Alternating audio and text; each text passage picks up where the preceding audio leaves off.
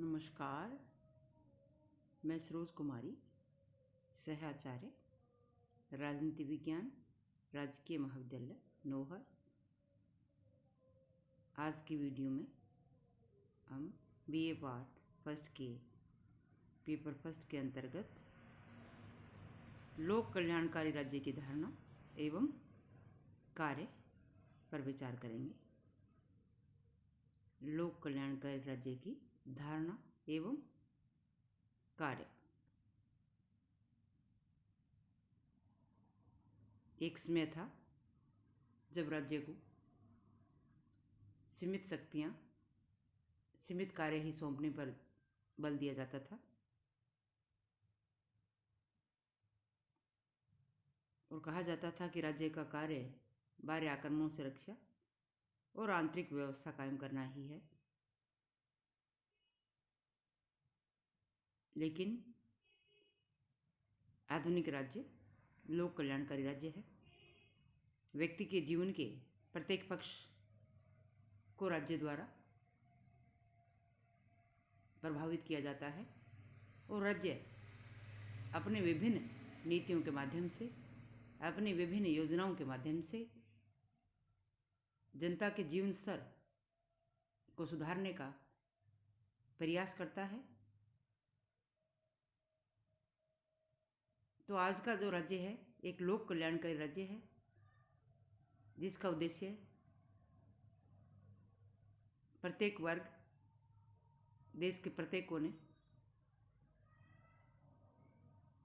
को सुधारना, या कहें तो उसके कल्याण की भावना जो है राज्य के दिमाग में रहती है। तो लोक कल्याणकारी राज्य किसे कहते हैं? अगर हम देखें तो 1918 में प्रकाशित एनसाइक्लोपीडिया ऑफ सोशल साइंसेज में लोक कल्याणकारी राज्य की परिभाषा दी है।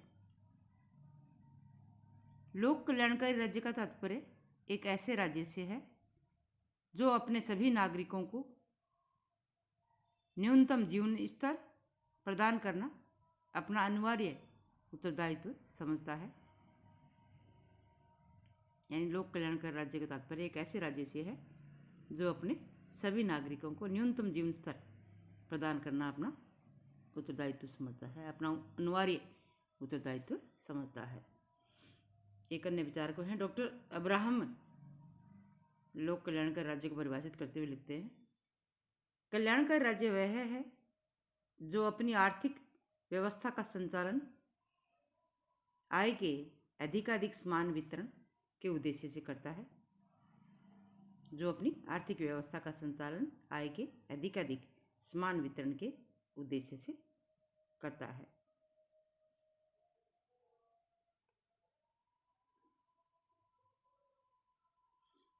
अब देखते हैं लोक कल्याणकारी राज्य के कार्य क्या हैं। क्या कार्य करता है लोक कल्याणकारी राज्य ताकि जनता के जीवन स्तर में सुधार हो सके, ताकि समाज में आर्थिक सामाजिक समानता स्थापित हो सके और समाज के प्रत्येक वर्ग का कल्याण हो सके। तो लोक कल्याणकारी राज्य का पहला कार्य है आंतरिक सुव्यवस्था तथा विदेशी आक्रमणों से रक्षा। आंतरिक सुव्यवस्था तथा विदेशी आक्रमणों से रक्षा किसी भी राज्य का और एक लोक कल्याणकारी राज्य का प्रारंभिक जो उत्तरदायित्व है, प्रारंभिक जो कार्य है, वह है देश की रक्षा करना, विदेशी आक्रमणों से रक्षा और आंतरिक सुव्यवस्था। विदेशी आक्रमणों से रक्षा के लिए सेना का गठन होता है और आंतरिक सुव्यवस्था के लिए पुलिस तथा अर्धसैनिक बलों की व्यवस्था की जाती है।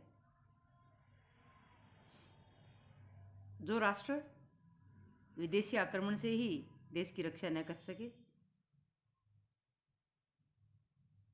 वह राष्ट्र कभी भी लोक कल्याणकारी नहीं हो सकता। और यदि आंतरिक व्यवस्था नहीं है, आंतरिक सुव्यवस्था नहीं है, तो लोगों का जीवन जो है सुरक्षित नहीं रह सकता और जनता का विकास संभव नहीं है। तो सबसे पहली कंडीशन ही, सबसे पहली शर्त यह है किसी भी राज्य के लिए और एक लोक कल्याणकारी राज्य के लिए अधिक है कि वो आंतरिक रूप से सुव्यवस्था कायम करे ताकि जनता अपना विकास कर सके, अपने व्यक्तित्व का विकास कर सके, जनता का प्रत्येक वर्ग जो है अपना अधिकतम विकास कर सके और विदेशी आक्रमणों से रक्षा होगी, तभी राष्ट्र की संप्रभुता सुरक्षित रहेगी। आगे आता है व्यक्तियों के पारस्परिक संबंधों और राज्य तथा व्यक्तियों के संबंधों की व्यवस्था। व्यक्तियों के पारस्परिक संबंधों और राज्य तथा व्यक्तियों के संबंधों की व्यवस्था। मानव के स्वार्थी होने और उनकी पृथक पृथक विचारशीलता होने के कारण उनके विचारों और कार्यों में भेद होता है और किन्हीं प्रतिबंधों के अभाव में विचारों और कार्यों का यह भेद संघर्ष का रूप ग्रहण कर सकता है। अतः राज्य के द्वारा व्यक्तियों के पारस्परिक संबंधों को नियंत्रित किया जाता है। इसके लिए राज्य कानूनों का निर्माण करता है और पुलिस और न्यायालयों की व्यवस्था करता है। इसके अतिरिक्त वर्तमान समय में व्यक्ति एवं राज्य के संबंधों का नियमन भी आवश्यक है और यह कार्य भी राज्य के द्वारा किया जाता है और इस कार्य को संपन्न करने के लिए व्यक्तियों को स्वतंत्रता एवं राज्य की सत्ता निर्भर करती है। व्यक्तियों को स्वतंत्रता दी जाती है, उन अधिकारों की रक्षा भी राज्य करता है और व्यक्ति और राज्य के मध्य संबंधों का तारतम्य सामंजस्य स्थापित करने का कार्य जो है एक लोक कल्याणकारी राज्य करता है। तो व्यक्तियों के आपसी संबंधों और व्यक्ति और राज्य के मध्य संबंधों की व्यवस्था भी राज्य के द्वारा, लोक कल्याणकारी राज्य के द्वारा की जाती है। तीसरा कार्य आता है कृषि, उद्योग तथा व्यापार का नियमन और विकास। कृषि, उद्योग तथा व्यापार का नियमन और विकास।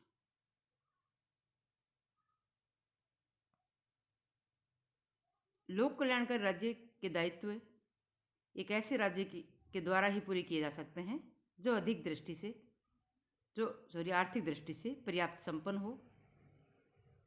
अतः इस प्रकार के राज्य द्वारा कृषि, उद्योग तथा व्यापार के नियमन एवं विकास का कार्य किया जाना चाहिए।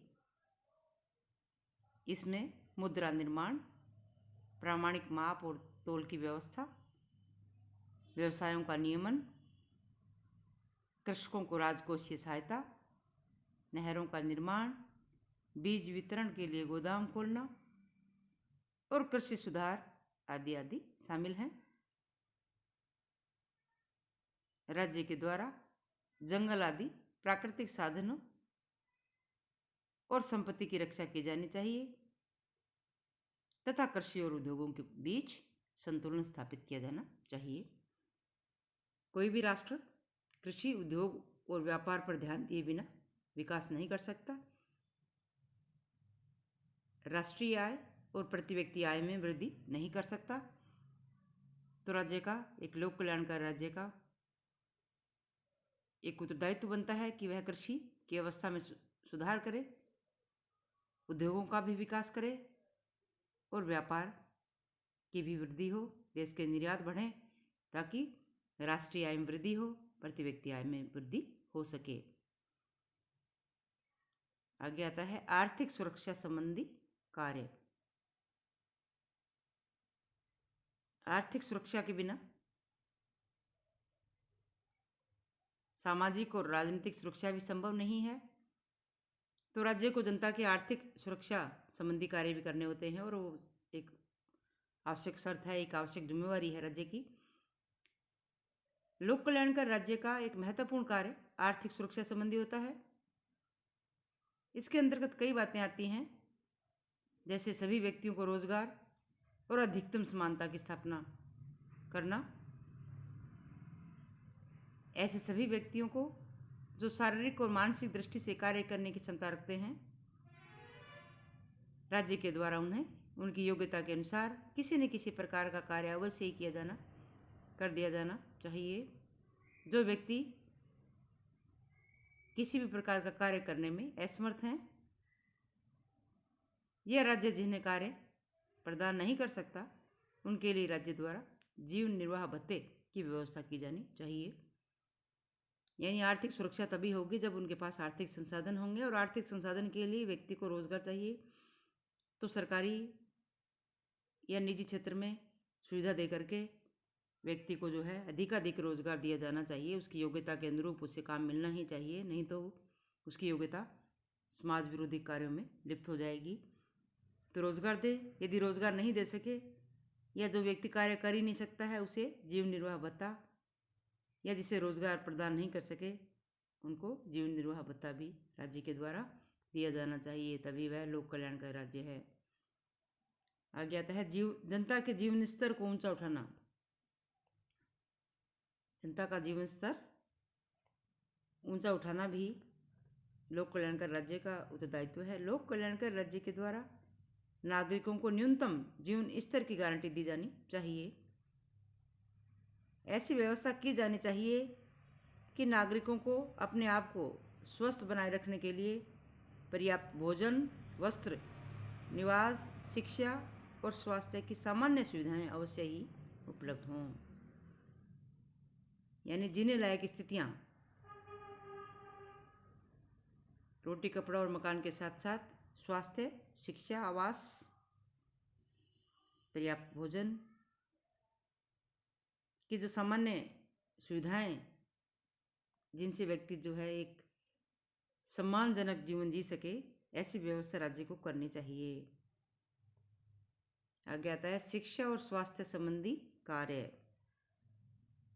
लोक कल्याणकारी राज्य का उद्देश्य व्यक्तियों के लिए उन सभी सुविधाओं की व्यवस्था करना होता है जो उनके व्यक्तित्व के विकास में सहायक होती हैं। इस दृष्टि से शिक्षा और स्वास्थ्य की सुविधा का विशेष महत्व होता है। तो राज्य शिक्षण संस्थाओं की स्थापना करता है और एक निश्चित स्तर तक शिक्षा को अनिवार्य तथा निःशुल्क किया जा सकता है। औद्योगिक और प्राविधिक शिक्षा की व्यवस्था भी राज्य द्वारा की जाती है। इसी प्रकार चिकित्सा गृहों, प्रसव गृहों आदि की स्थापना भी की जाती है, जिसका उपयोग जनसाधारण के कल्याण के लिए किया जाता है। तो शिक्षा और स्वास्थ्य के बिना व्यक्ति का कल्याण संभव नहीं है, उसके व्यक्तित्व का विकास संभव नहीं है। इस हेतु जो संस्थाएं आवश्यक हों राज्य के द्वारा उनकी स्थापना की जानी चाहिए। आगे कार्य आता है सार्वजनिक सुविधा संबंधी कार्य।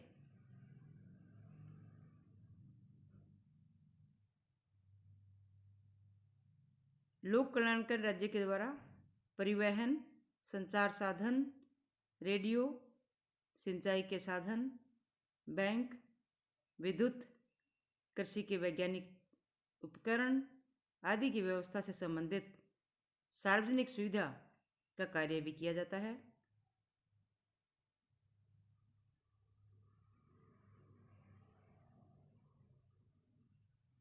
इसके अतिरिक्त इन सुविधाओं के लिए राज्य के द्वारा केवल उचित शुल्क ही प्राप्त किया जाना चाहिए।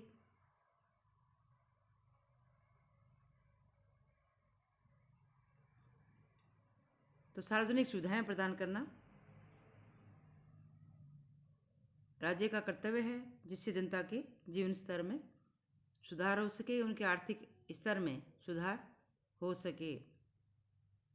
आगे आता है समाज सुधार।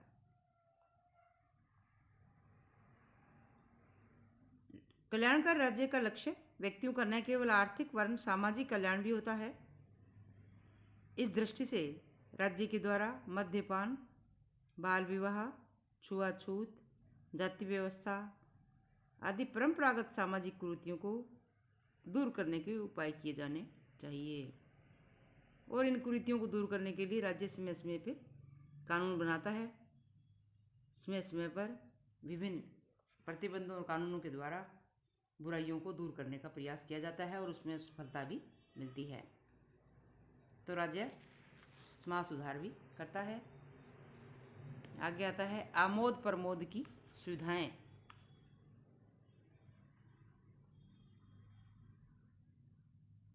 जिनसे मनोरंजन होता है, ऐसी सुविधाएं भी जो है राज्य जुटाता है। जनता को स्वस्थ मनोरंजन की सुविधाएं प्रदान करने के लिए राज्य के द्वारा सार्वजनिक उद्यानों, क्रीड़ा क्षेत्रों, सार्वजनिक तरणतालों, सिनेमागृहों, रंगमंच और रेडियो आदि का प्रबंध करना चाहिए। राज्य के द्वारा जनता के मनोरंजन के लिए भी साधन जुटाने चाहिए। आगे है नागरिक स्वतंत्रताओं की व्यवस्था। एक लोक कल्याणकारी राज्य अपने सभी नागरिकों को विचार अभिव्यक्ति, सम्मेलन और संगठन आदि की स्वतंत्रता प्रदान करे, जिससे लोकतांत्रिक आदर्श की व्यवहारिक प्राप्ति संभव हो सके। तो जनता के लिए जो बेसिक स्वतंत्रताएं होती हैं, जिनसे व्यक्ति अपने व्यक्तित्व का विकास कर सकता है,